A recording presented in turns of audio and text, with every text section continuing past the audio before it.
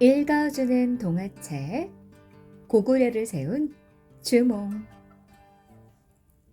아주 오랜 옛날 동부여의 금화왕이 태백산 남쪽 우발수 근처를 지날 때였어요. 금화왕은 그곳에서 우연히 한 여인을 만나게 됐어요. 흐트러지지 않은 몸가짐과 범상치 않은 기품이 서려있는 것이 예사롭지 않아 보였죠. 문득 호기심이 생긴 금화왕은 여인에게 다가가 물었어요.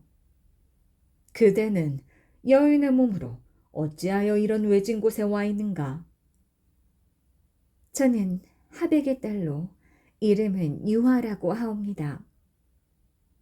금화왕은 하백이란 말에 깜짝 놀랐죠. 눈을 크게 뜨고 그녀를 다시 보았어요. 무엇이? 지금 하백이라 했는가? 그렇다면 그대가 물의 신 하백의 딸이란 말인가? 그러하옵니다. 여인은 담담하고 차분하게 대답했죠. 금화왕은 여인에게 피치 못할 사정이 있음을 미루어 짐작했어요. 금화왕의 따뜻한 시선을 피하기 어려웠는지 유화는 잠시 머뭇거리는 듯 하더니 입을 열었어요. 어느 날 저는 동생들과 함께 나들이를 나갔다가 한 남자를 만났지요. 그 남자는 천재의 아들 해모수라고 하면서 저를 웅신산 아래 압록강가로 데려갔답니다. 금화왕은 점점 이상한 느낌이 들어 귀를 기울였죠. 그녀는 부끄러운 듯 얼굴을 붉히며 말을 이었어요. 그리고 저는 그분과 함께 하룻밤을 보냈답니다. 그런데 그분은 그 길로 떠난 뒤 영영 돌아오지 않았습니다. 저는 할 수 없이 다시 집으로 돌아갔지요. 그러나 부모님께서는 제가 부모 허락도 없이 혼인하였다고 크게 꾸짖으시며 내쫓으셨습니다. 그리하여 이곳까지 오게 된 것이옵니다. 유아의 이야기를 들은 금화왕은 어딘지 모르게 이상한 생각이 들었어요. 그래서 유아를 궁궐로 데리고 가기로 했죠. 금화왕은 유아를 궁궐로 데리고 온 뒤 한쪽 방에 가두었어요. 그런데 참으로 신기한 일이 일어났어요. 어느 날부터인가 유아의 방으로 갑자기 강한 햇빛이 들어오더니 유아의 몸을 비추기 시작하는 것이었어요. 빛은 마치 긴 창처럼 창문을 뚫고 유아의 몸에 꽂히듯이 쏟아지며 따사롭게 비추었죠. 유아는 이상한 일이라 여겨 그 빛을 피하려고 방 한쪽으로 몸을 움직였죠. 그런데 이게 무슨 일인가요? 유아가 구석으로 피하자 빗줄기가 그녀를 따라다녔죠. 아무리 피하려고 해도 소용이 없었답니다. 유아는 한편으로는 놀라웠고 또 한편으로는 두려웠죠. 유아는 자신에게 무언가 심상치 않은 일이 일어나고 있다는 생각이 들었어요. 내게 무슨 일이 일어나려는 걸까? 유아는 더 이상 그 빛을 피하려 들지 않았죠. 모든 일이 하늘의 뜻이라 믿기로 했어요. 그런데 어느 날인가부터 유아의 몸에 변화가 일어나기 시작했어요. 이럴 수가, 배가 불러오다니. 유아는 너무나 놀라 어찌할 바를 몰랐죠. 그렇게 몇 달이 지난 후 그녀는 커다란 알을 하나 낳았답니다.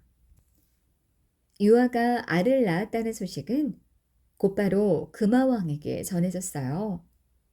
폐하, 유아 부인이 닷되들이 만한 커다란 알을 낳았다고 하옵니다. 무엇이? 알이라고 했느냐? 날짐승도 아닌 사람이 알을 낳다니, 허허, 괴이한 일이로다. 금화왕은 사람이 알을 낳았다면 보통 일이 아니라는 생각이 들었어요. 곰곰이 생각에 잠겨 있던 금화왕은 하는 수 없다고 여겨 신하들에게 명령했죠. 여봐라, 그 알을 밖으로 가져다 짐승에게 던져주도록 하라. 신하들은 유아에게서 알을 빼앗아 개와 돼지에게 던져주었죠. 그런데 이건 또 무슨 일일까요? 개와 돼지는 알을 피하기만 할 뿐 조금도 가까이 가려 하지 않았어요. 신하들은 금화왕에게 달려가 본대로 아뢰었죠. 어찌 된 일인지 개와 돼지가 알에는 가까이 다가가지도 않고 슬금슬금 피하기만 합니다. 허허, 그 또한 알 수 없는 일이로다. 그렇다면 이번에는 그 알을 길거리에 갖다 버리도록 하라. 금화왕은 다시 한번 명령을 내렸죠. 신하들은 왕의 명령대로 소나 말이 지나다니는 길거리에 알을 내다 버렸어요. 소나 말이 지나가다가 밟으면 그만이라 생각했죠. 그러나 이번에도 마찬가지였어요. 소나 말도 그 알을 밟기는커녕 멀리 피해 다녔답니다. 신하들은 이번에도 본대로 금화왕에게 아뢰었죠. 금화왕은 점점 더 알 수 없는 일이라 생각하며 신하들에게 또다시 명령했어요. 가축들이 피한다면 들짐승이나 날짐승에게 주어라. 그 알을 들판에 내다 버리도록 하라. 신하들은 서둘러 유아가 낳은 알을 들판에 내다 버렸어요. 그러자 새들이 날아와 알 주위에 앉았죠. 그 모습을 본 신하들은 그자 고개를 끄덕이며 안심했답니다. 옳지, 이제야 새가 쪼아 먹으려는 모양이군. 그러나 뜻밖의 일이었어요. 새들은 알을 쪼기 위해 날아온 것이 아니었어요. 새들은 날개를 펴 알을 따뜻하게 감싸 안는 것이었죠. 그뿐만 아니라 들짐승도 달려와 알을 보호해 주었답니다. 신하들은 궁궐로 달려갔어요. 그리고 금화왕에게 사실대로 구했죠. 금화왕은 기가 막혔어요. 무엇이? 도대체 그 알 속에 무엇이 들었기에 그토록 이상한 일들이 자꾸 일어나는지 모르겠구나. 아니 되겠다. 그 알을 다시 가져오도록 하라. 내가 직접 깨트려 보리라. 신하들은 서둘러 알을 가져왔어요. 금화왕은 알을 들어 땅바닥에 내리쳐 보았죠. 그러나 알은 금 하나 간데 없이 말짱했어요. 더 이상 어쩔 수 없음을 깨달은 금화왕은 신하들에게 명령했죠. 호호, 이는 필시 하늘의 조화로다. 여봐라, 이 알을 유아에게 다시 돌려주도록 하라. 유아는 알을 정성스럽게 잘 감싸서 따뜻한 곳에 놓아두었죠. 그러자 얼마 후 그렇게 깨려고 해도 깨지지 않던 알이 쩍 하고 갈라졌어요. 그리고 그 속에서 한 사내아이가 껍데기를 깨고 나왔죠. 하늘의 뜻이 여기에 있었구나. 유아는 한편으로는 놀라웠고 한편으로는 신비스러운 일이라 여겼어요. 유아는 한참 동안 아이를 바라보았죠. 용모가 수려하고 골격이 범상치 않았죠. 아이는 자랄수록 영특함이 보통 아이들과는 달랐답니다. 게다가 활솜씨도 뛰어나 갓 7살이 되었을 때는 제 손으로 활과 화살을 만들어 쏘았는데 100번을 쏘면 100번 모두 맞췄죠.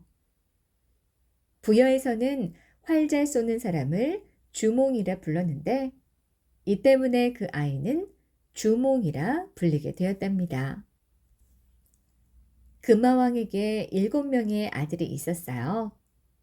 7왕자는 주몽과 함께 어울려 활도 쏘고 사냥도 했답니다. 그러나 어느 왕자도 주몽의 재주를 따를 수는 없었어요. 그러자 왕자들은 주몽을 시기하더니 점점 미워하기 시작했죠. 주몽이 아버지의 사랑을 독차지하고 있습니다. 주몽을 그대로 놓아두면 우리의 처지가 매우 곤란해질 겁니다. 왕자들은 첫째 왕자 대소에게 한마디씩 불평을 해댔죠. 참다 못한 대소 왕자가 금화왕을 찾아가 아뢰었어요. 주몽은 사람의 자식이 아닙니다. 일찌감치 없애지 않으면 나중에 큰일을 당할지도 모릅니다. 질투가 난 대소 왕자는 주몽에 대해 나쁘게 말씀드렸어요.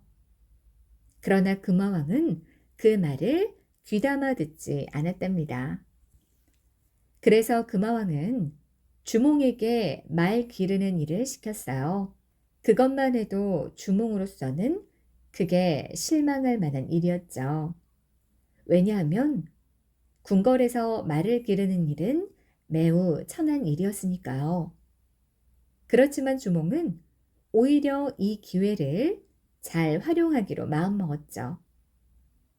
주몽은 여러 말들 가운데에서 좋은 말을 골라낸 뒤 그 말에게 먹이를 제대로 주지 않아 비쩍 여위게 했어요.